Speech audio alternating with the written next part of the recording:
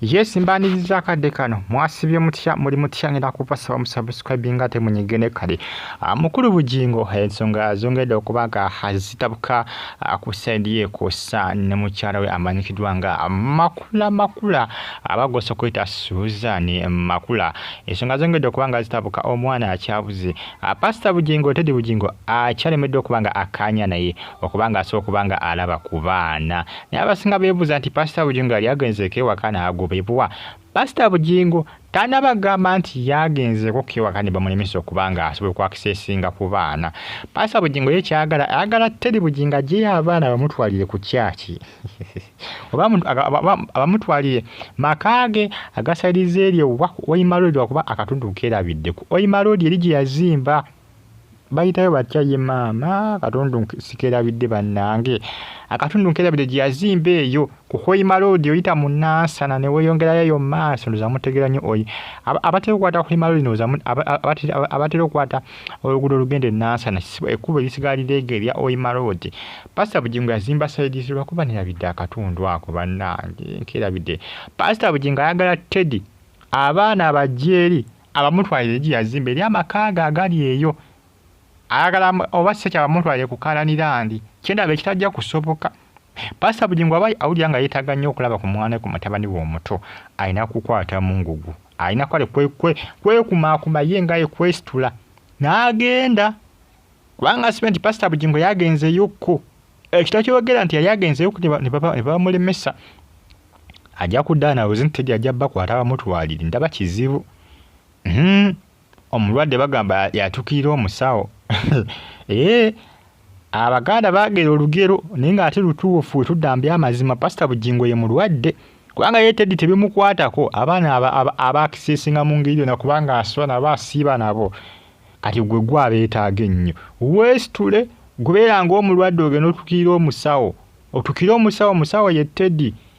pastor bugingo kyalina okubanga akola ki kyalina okubanga akola akyalemedde okubanga akikola ekyo naye bw'ate akikola ekyo tagenda kubala bajja kubeera waakaabe atolotome akabanyiiga ayogera ebyawa n'ebyawa bwana batakoze ekyo kubanga ndaba solution baloya beyafune bannamateeka balemeddwa kooti yava bintu byabwe kooti yatamwa ensonga zaabwe tezikutuka yazivaamu baba kwasada banda mateeka abakwasaganya ku nsonga za family nabo bakyalemeddwa okubanga baggusa ensonga zito ensonga zezo pastor tedi ye musawo bugingo mukulu bugingo pastor ye mulwadde omulwadde yatukira omusawo tagenda kujjeyo nga akunoonya akubuuze munange oli mulwadde gundi oli mulwadde gwalina otukira omusawo n'omugamba nti musawo ndi mulwadde nfunira amakerenda nfunire eddagala lyennaamira nsobola okuba nga ndikavalinga nsobola okuba nga obulamu bwange budda mu nnomo siri bulungi gwalina okuba nga omutuukirira bw'obeereyo mu nnyumba ekisujja nga kikugoya kikuluma tagenda kujja ku nnyumba yo gwalina okwesitula ogende omwerage mugambe nti musawo siri fine siri okay ndi bubi kati pastor bugingo kimulemye okubanga akola ki kimulemye okubanga akola ajja kubeerayo obulwadde bumulume mpaka alaba teyeesitudde nze mbagambidde wano nze kyenda bakyalina okukola alina kwesitula akugenda akatundu bakayita namayumba ndowooza namayumba kali ku oyimalodi gye yazimba ennyumba ye kati ayagala tedi yeesitule atwale abaana enamayumba atwale baana enamayumba oba atwale ku Kalanirandi ku kyaki ekyo kyendaba ekizibu ate tekisoboka ndaba tekisoboka kubanga nsubira pastor bugingo bw'aneesitula n'agenda ewa tedi kubanga amanyi tedi gy'abeera tedi ajja mmuwa abaana kubanga tedi si ye mukyala gwoyinza okuddawo n'ogamba nti mukyala wa mpisa mbi kale ajja mmuwa abaana pastor bugingo atera nnyo okulumbaligana tedi bugingo ndwawo okulaba tedi bugingo ng'alumba pastor bugingo ng'alumba tedi ng'avuma tedi wali ku Kalani ku butu katuuti ng'amuyisaamu eggaali ng'amulabisa ng'amuswaza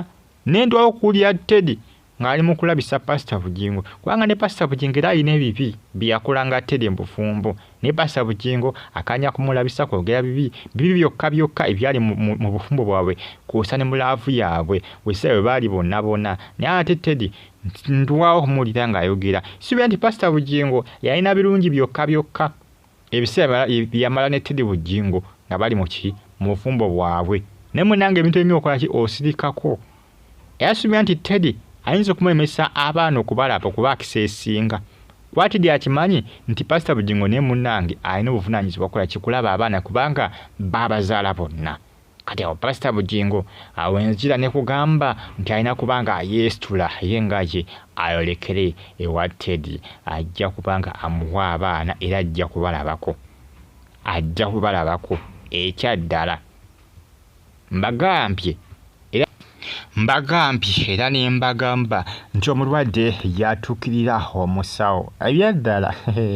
olwosiba nti omusawo agenda kujja konkone mu nnyumba ye oba mu kikomera kyo gy'owangaalira akugambe nti